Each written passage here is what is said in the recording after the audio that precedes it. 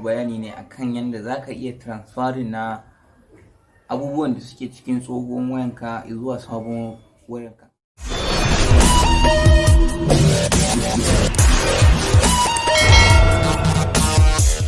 Assalamu alaikum wa rahmatullahi ta'ala wa barakatuh. Masu kallon mu barkanmu da sake kasancewa da ku a wani sabon bidiyon. Yau za mu muku bayani ne akan yadda za ka iya transferring na abubuwan da suke cikin tsohon wayanka zuwa sabon wayanka ba tare da ka samu wani matsala ba, daga kan message naka, call history naka, videos, pictures da dai sauransu. Za ka yi transfer su daga tsohuwar wayarka zuwa sabuwar wayarka ba tare da ka samu wani matsala ba. Don ganin yadda abin za ta kasance, ku biyo mu a cikin bidiyon namu har ƙarshe.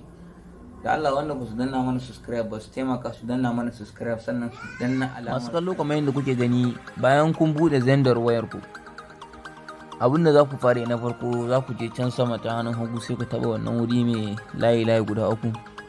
Bayan kun taba shi sai ku shiga phone copy na ƙarshe kenan. Sai ka a nan ne za ka zaɓi wani waya ne daga ciki ya kasance sabon wayarka ko kuma tsohuwar wayanka. Yanzu wannan shine dai tsohuwar waya na. Sai ka danna continue, all na danna kenan. Nan kuma sai ka danna open. Bayan ka danna open zai fara searching. Bari mu danna allow again.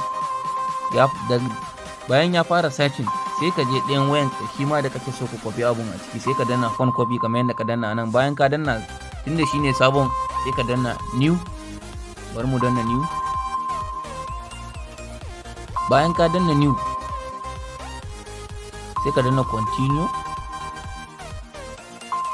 Idan ka danna continue, a nan ne zai tambaye ka wayan kan iPhone ne ko kuma Android ne, amma na yanzu Android ne. Bari danna Android, sai ka danna next. Zai kawo mana code. Yawwa, bayan ya kawo code, yanzu abin da zamu ɗauki ɗayan wayan ne sai mu yi scanning. Bari mu yi scanning. Kun ga mun yi scanning, yanzu mun haɗa su kenan. Bayan ka gama scanning zai kawo ma wannan wurin.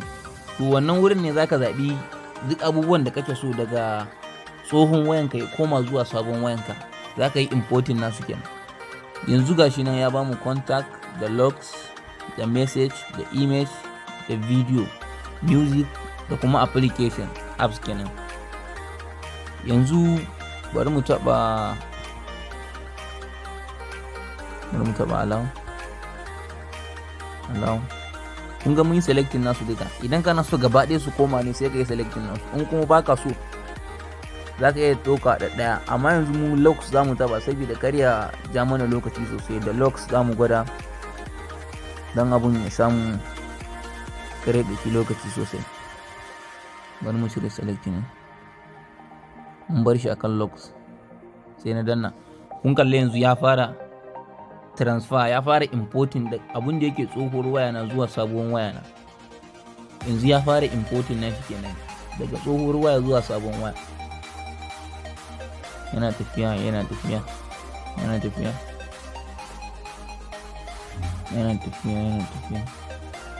Yawwa, kun ga ya nuna mana successful. Yanzu kenan yayi. Logs ya kadi anan ne muka kamo ƙarshen bidiyon namu.